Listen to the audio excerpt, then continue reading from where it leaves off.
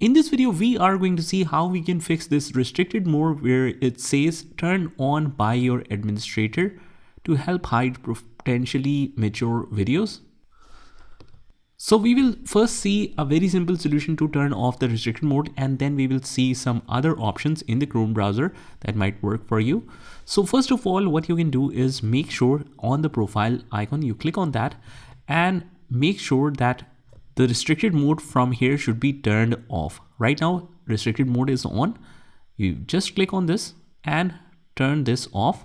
And that's the first solution. After that, what you want to do, if you still get those kind of message, what you do is go to the three dots on the Chrome browser and click on the settings. And then on the left hand side, we click on the privacy and security.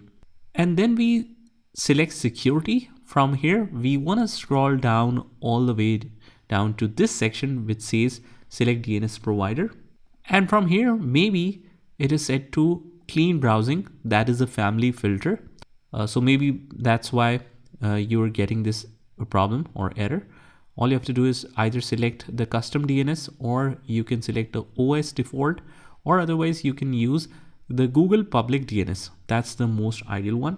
Also, you can use the Cloudflare. That is a very good option as well.